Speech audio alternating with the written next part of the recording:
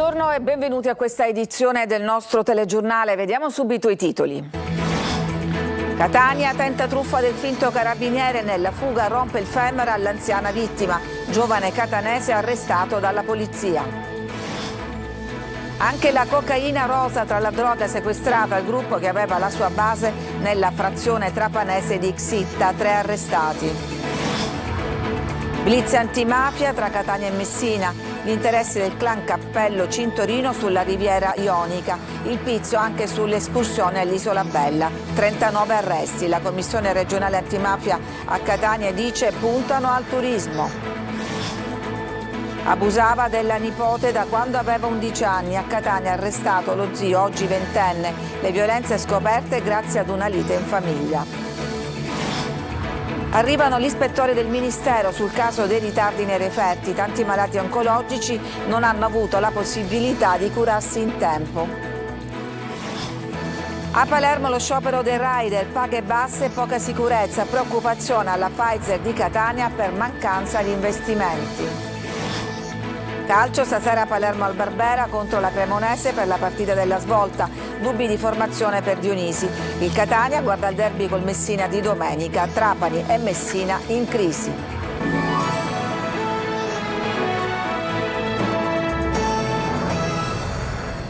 Tenta la truffa del falso carabiniere, ma nella fuga investe, travolge l'anziana e le rompe il femore. Giovane catanese arrestato dalla polizia. Sentiamo Tonino De Mano. Un giovane di 20 anni, protagonista di una truffa ad un'anziana con la tecnica del falso maresciallo dei carabinieri che vuole aiutare la figlia coinvolta in un inesistente incidente stradale, è stato arrestato per rapina aggravata e lesioni personali, reati commessi in concorso con un complice ancora non identificato. Nei suoi confronti la polizia di Catania ha eseguito un'ordinanza di custodia cautelare agli arresti domiciliari con l'obbligo dell'uso del braccialetto elettronico. I fatti contestati risalgono al 24 gennaio scorso, quando il truffatore, qualificatosi come appartenente ai carabinieri, si è presentato nell'abitazione dell'anziana, che aveva consegnato a sua volta una borsa contenente monili in oro per un valore complessivo di 20.000 euro. L'arrivo della figlia ha scatenato la reazione del sedicente carabiniere che, durante la fuga, ha provocato la frattura del femore all'anziana ed una ferita alla mano della figlia. Le tempestive indagini, supportate dalle immagini dei sistemi di videosorveglianza, hanno permesso di identificare il giovane truffatore. Smantellata dai carabinieri di Trapani un'organizzazione che aveva base nella frazione di Xitta, 3 le persone finite in carcere, tra le droghe piazzate sul mercato anche la cosiddetta cocaina rosa che va di moda tra i minorenni. Laura Spanò. 3 persone finite in carcere per 6 obbligo di dimora sono accusati in concorso a vario titolo per detenzione ai fini di spaccio di sostanze stupefacenti, furto, ricettazione, riciclaggio, tentato ed evasione. È il risultato del blitz effettuato nella notte dai carabinieri della compagnia di Trapani. L'indagine, coordinata dalla procura del capoluogo, era scattata dopo l'incendio di alcune autovetture avvenute nel settembre del 2023. I militari, partendo da questo fatto di cronaca, sono riusciti a smantellare un'importante piazza di spaccio attiva nella frazione Xitta di Trapani, i cui componenti erano spesso collegati con analoga realtà che orbita nel quartiere trapanese di Milo Fontanelle. Qui sarebbe avvenuta anche la cessione agli assuntori della cosiddetta cocaina rosa che va tanto di moda tra i minorenni. Nel corso delle indagini, durante un anno, sono state tantissime le cessioni documentate dai carabinieri, che sarebbero state effettuate anche con vere e proprie consegne a domicilio ai clienti. L'organizzazione aveva a disposizione molteplici tipologie di droga, poi sottoposta a sequestro, hashish, marijuana, eroina, cocaina. La mafia catanese aveva spinto i suoi interessi anche in provincia di Messina, in particolare lungo la fascia ionica. Giardini Naxos e Taormina diventati crocevia degli interessi illegali. 39 gli arrestati nell'inchiesta congiunta delle 2 procure. Francesco Triolo. Il business principale era legato allo spaccio di droga e all'estorsione ai commercianti, alle attività turistico-ricettive, persino ai gestori del noleggio barche per le escursioni all'Isola Bella. Sono 2 le ordinanze di custodia cautelare per 39 indagati, 30 in carcere e 9 domiciliari, disposte nell'ambito dell'operazione congiunta delle procure di Catania e Messina. Tra i destinatari, esponenti dei clan Cintorino Cappello e Santa Paola Brunetto. Ma guardi, abbiamo rilevato come la mafia catanese abbia sviluppato le sue attività nel territorio di Messina. Poi per esempio per l'attività di traffico di stupefacenti ci sono stati collegamenti con realtà criminali locali. La mafia catanese aveva insomma messo le sue mani sulla riviera ionica messinese, lo aveva fatto attraverso le intimidazioni ed una presenza sempre più radicata sul territorio, tanto che ai boss veniva chiesto di dirimere anche controversie private, dai legami sentimentali alle dispute sui terreni. Purtroppo registriamo che le vittime di questi reati si ritengono sudditi e non cittadini, perché un cittadino dovrebbe reagire e denunciare, cosa che non è avvenuta. E poi c'era la droga, un fiume di droga che inondava la riviera tra Taormina e Giardini Naxos, dove c'era la base operativa. Messina, fascia ionica, fascia tirrenica, ma anche Messina centro, rappresenta un crocevia delle mafie, dell''ndrangheta, di Cosa Nostra palermitana, Cosa Nostra catanese. Per il traffico di droga venivano utilizzati un linguaggio in codice, telefoni dedicati ed applicazioni di messaggistica non intercettabili. Le indagini hanno monitorato diversi episodi di approvvigionamento e cessione di droga, gran parte della sostanza sequestrata nel cimitero di Giarre, una delle basi operative di deposito del gruppo criminale. È emerso inoltre come il sodalizio abbia anche appoggiato alle regionali del 2022 una donna catanese, poi non eletta, sarebbe stato il marito che curava la campagna elettorale, a prendere contatti con le organizzazioni criminali. E la conferma a questi interessi delle mafie arriva anche dalla visita della Commissione regionale antimafia che ieri è stata a Catania. Orazio Longo. Una mafia tentacolare che fa affari con la politica e con la droga e che si infiltra anche nel settore del turismo. E questa è la fotografia scattata dalla Commissione regionale antimafia a margine dell'audizione tenutasi alla prefettura di Catania. Oltre il 20% dei comuni di questa provincia è coinvolto in inchieste su infiltrazioni. Alcuni sono stati sciolti, per altri è stato disposto l'accesso, ha detto il presidente Cracolici. Credo che va dato un messaggio chiaro. La politica rompa qualunque legame con i clan mafiosi che gestiscono i territori, perché ognuno di noi conosce i propri territori e ognuno di noi sa chi rappresenta cosa. La Commissione antimafia ha voluto incontrare anche il procuratore generale presso la Corte d'Appello, Carmelo Zuccaro, e il procuratore capo Francesco Curcio. Catania è la città dove sono stati effettuati ultimamente i sequestri più imponenti di droga, con le piazze di spaccio che si allargano anche nell'Interland. Un problema che investe molti giovani e giovanissimi vittime del crack. Ma dietro alla droga ci sono interessi verso settori all'apparenza puliti. La mafia cerca di riciclare utilizzando i soldi che sta facendo in maniera immensa dal traffico della droga, di riciclarli in settori dell'economia pulita. Il turismo, che è un settore in crescita, è uno dei settori per i quali i mafiosi tendono in qualche modo a reinvestire, a darsi una verginità, ma con una logica e con una mentalità che è tipicamente mafiosa. Riguardo al futuro delle aziende sequestrate per mafia, Cracolici spiega il progetto di recupero. Soprattutto quelle aziende che hanno lavoratori, che hanno una storia di dipendenti, abbiamo il dovere di provare a salvarle e stiamo provando a fare in modo che possa la Regione, attraverso l'IRFIS, dare liquidità per rilanciarne le attività dentro una gestione assolutamente trasparente e fatta di legalità.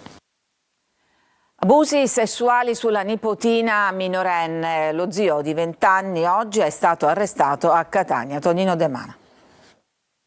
Un giovane di 20 anni è stato arrestato a Catania per violenza sessuale continuata ed aggravata nei confronti della nipote minorenne. Gli abusi sarebbero cominciati quando la vittima aveva 11 anni e l'indagato non era ancora maggiorenne. Le indagini sono state avviate dopo una segnalazione giunta al 112 per una lite in famiglia avvenuta in un'abitazione di Picanello in cui era coinvolto il ventenne dopo che suo padre era venuto a conoscenza delle violenze nei confronti della nipote. È stata la stessa ragazzina a raccontare gli abusi dello zio, che le avrebbe promesso anche dei soldi. La minorenne ha ricostruito diversi episodi, aggiungendo che lo zio avrebbe abusato di lei anche durante un viaggio in Puglia nel 2021. L'arrestato, già in passato, era stato destinatario di un provvedimento di ammonimento del questore per atti di violenza domestica nei confronti dei genitori. Gli agenti hanno eseguito un'ordinanza di custodia cautelare emessa dal GIP che ha disposto i domiciliari con braccialetto elettronico. E veniamo adesso al caso dei ritardi nella consegna dei referti. Adesso arrivano gli ispettori inviati dal Ministero. Desiree Ferlito. Un'ispezione del Ministero della Salute sui casi dei gravi ritardi dei referti istiologici di sospetti malati oncologici dell'ospedale di Castelvetrano di competenza dell'ASP di Trapani. L'atto è stato già disposto, ma gli ispettori non sono ancora in Sicilia. 3.300 gli esami da completare, di cui 1.400 campioni del 2024 e 1.908 del 2025. Sulla vicenda anche la regione siciliana si fa sentire. Proprio stamattina era intervenuto perentorio sull'argomento il presidente Schifani. Esamineremo i fatti con estrema lucidità, rigore, perché ripeto, a me sta a cuore la salute e la vita dei cittadini. L'occasione è l'inaugurazione del pronto soccorso di Villa Sofia a Palermo, dove i pazienti potranno adesso ricevere cure e un monitoraggio costante in un ambiente più adeguato rispetto al passato. Locali che permetteranno di potenziare un presidio sanitario fondamentale per la città, evitando code e ritardi. Intanto le diverse aziende sanitarie siciliane sono all'opera per smaltire entro domani i 3.300 referti non processati dell'ASP di Trapani. La vicenda è emersa in seguito al caso dell'insegnante di Mazzara del Vallo, Maria Cristina Gallo, 56 anni, che ha dovuto aspettare 8 mesi l'esito dell'esame istiologico disposto dopo l'asportazione di una neoformazione all'utero. La donna aveva presentato un esposto. Il referto, sollecitato più volte anche per vie legali, è arrivato con incredibile ritardo. Ha diagnosticato alla donna un tumore al 4° stadio che nel frattempo ha prodotto metastasi. Sulla vicenda anche la procura di Marsala ha aperto un'inchiesta. Un murale della legalità realizzato proprio accanto a quello che fu il covo di Messina Denaro a Campobello di Mazzara. Un messaggio di legalità e di contrasto alla mafia in un'opera d'arte pubblica è stato inaugurato a Campobello di Mazzara, ultima residenza del latitante Matteo Messina Denaro, un murale che raffigura i giudici Giovanni Falcone e Paolo Borsellino.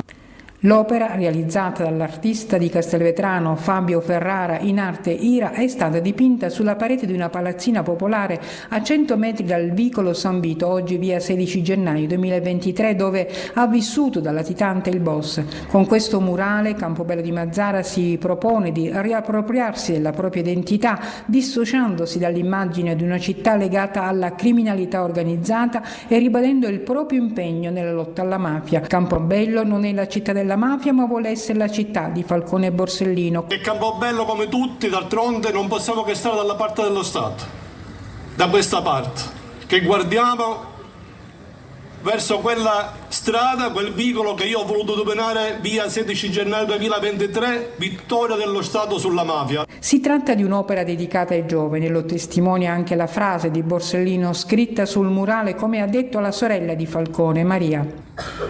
Paolo diceva: se la gioventù negherà il consenso alla mafia, anche la potente organizzazione svanirà. Un'opera che non solo rende omaggio ai 2 magistrati assassinati da Cosa Nostra, ma che rappresenta anche un segnale tangibile del cambiamento dell'impegno civile della comunità. Presenti alla inaugurazione i bambini delle scuole di Campobello di Mazzara.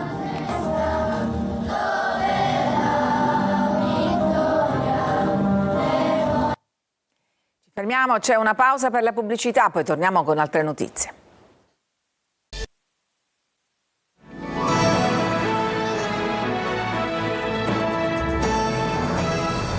Paghe troppo basse e poca sicurezza. A Palermo scioperano i rider. Marco Gullà. Da martedì scorso sono in sciopero. I rider di Palermo hanno incrociato le braccia e questa mattina hanno inscenato un sit-in nei pressi di Piazza Politeama. L'azione di protesta ad oltranza dei rider arriva per chiedere migliori condizioni di lavoro. Le tariffe diminuiscono e quindi anche i guadagni. Non si può più vivere con una consegna di 2,70 € lordi, che per chi ha una partita IVA significa 1,20 € netti. Che cosa chiedono i rider? Una retribuzione più equa. Si deve cominciare a parlare di almeno 10 euro l'ora, ma non di una retribuzione lorda, ma di una retribuzione netta, anche perché si sta verificando un fenomeno veramente molto preoccupante: le assunzioni indiscriminate che fanno le piattaforme. Assumono in maniera discriminata, tanto avranno sempre, tra virgolette, l'oggettino che lavorerà a posto del rider che non vuole lavorare. E poi c'è il problema della sicurezza sulle strade, che diminuisce costantemente. In città si sta verificando una vera emergenza. Gruppi di ragazzi e ragazzini aggrediscono il rider per rubargli l'incasso e l'ordinazione. Come sicurezza cosa chiediamo? Di chiudere, di limitare le aree dove abbiamo maggiori furti, maggiori rapine e roba varia. Il lavoro è diventato pericoloso, nel senso che subiamo aggressioni, rapine. Non è più possibile andare avanti in questa maniera. La protesta al momento riguarda solo Palermo, ma è molto probabile, sottolineano i sindacati, che venga estesa anche nelle altre città siciliane. Ci fermiamo, c'è una pausa e poi torniamo con la pagina sportiva.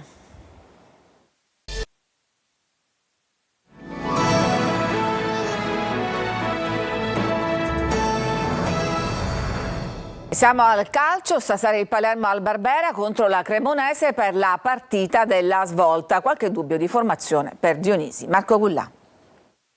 È probabilmente l'ultima chiamata per dare una netta sterzata a quella che fino adesso è una stagione anonima. Il Palermo stasera al Barbera alle 20:30 contro la Cremonese va a caccia del sesto risultato utile consecutivo, consapevole che una vittoria contro i grigiorossi potrebbe aprire scenari decisamente importanti. Il Palermo punta a battere la Cremonese per accorciare sul quarto posto, ora distante 6 punti. La squadra di Stroppa è reduce da una grandissima vittoria contro il Catanzaro per 4-0, ma si è trattato dell'unico successo negli ultimi 4 impegni di campionato. Ogni partita è importante, dobbiamo viverla come la partita più importante senza pensare a quelle che dovremo giocare o quelle che abbiamo giocato. Giochiamo contro una squadra forte, quindi per certi aspetti, come dici tu, è uno scontro diretto perché comunque potrebbe farci fare un bel balzo. Al tempo stesso ogni partita che si giocherà da qui alla fine è uno scontro diretto, perché per me i valori si assottigliano molto in questo periodo della stagione, fermo restando che a numeri, a classifica, a valori, a organizzazione la Cremonese è senza ombra di dubbio una delle squadre più forti del campionato. Torna Ceccaroni in difesa, ma non ci sarà Pierozzi a destra. Diachité è il favorito per sostituirlo, ma scalpita anche Vasic. Ranocchia potrebbe partire dalla panchina. In mezzo dovrebbero giocare Blen e Gomez, Ver e Brunori a supporto di Poyampalo. Nella Cremonese non c'è Vasquez, squalificato per 10 giornate per frasi razziste. Ci saranno Jonsen, Van de Putte e De Luca in avanti. Il Catania guarda ai riflessi delle esclusioni sulla classifica, ma soprattutto al derby col Messina di domenica. Marco Carli. Concentrazione massima sul derby. Il Catania, complice lo stravolgimento di campionato e classifiche con le esclusioni di Turris e Taranto, ha saltato il turno infrasettimanale del torneo. Avrebbe dovuto giocare proprio con i corallini, che hanno detto addio al campionato. Con i riflessi visibili sulla graduatoria di tutti, anche su quella del Catania. Gli etnei hanno perso un punto solo, visto che a Torre del Greco avevano pareggiato e non hanno appunto giocato il ritorno. La squadra di Toscano, fino alla fine della stagione regolare, giocherà 6 partite. Ne salterà infatti un'altra, penultima di ritorno, che avrebbe dovuto disputare col Taranto. Il rotondo successo di Latina è servito a guadagnare in fiducia e a rilanciare la propria corsa in zona playoff, con la squadra di Toscano che è settima in classifica e che prosegue anche un'altra corsa, quella verso il recupero degli infortunati. Le immagini diffuse dal club, oltre a riportare la bella notizia del DS Faggiano che si riaffaccia agli allenamenti della squadra, danno il senso di un ritorno in gruppo di Anastasio Dal Monte. Saranno pronti per Messina. Titacchio procede verso il rientro e Sturaro, per cui ci vorrà ancora tempo, così come per Inglese. Toscano, con rientro di Stoppa, dovrebbe affidare a quest'ultimo e a Jimenez il ruolo di trequartista dietro l'unica punta, Montalto o De Paoli. A centrocampo, a sinistra, andrà Lunetta. Messina e Trapani invece sono in crisi, ci spiega perché Sergio Colosi.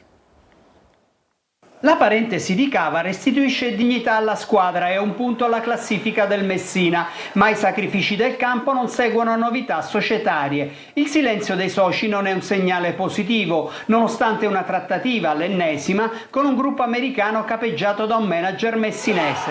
Nelle prossime ore scade il termine per la presentazione alla Coaps dell'attestato di solidità economica della nuova proprietà e del casellario giudiziario dei soci. Il probabile mancato rispetto dell'adempimento comporterà una nuova penalizzazione da 1 a 2 punti, vanificando l'impegno della squadra. Domenica contro il Catania assente Crimi, squalificato per un turno. Ad Avellino quarta sconfitta, terza consecutiva in 6 gare per un Trapani in crisi, uscito dalla zona playoff.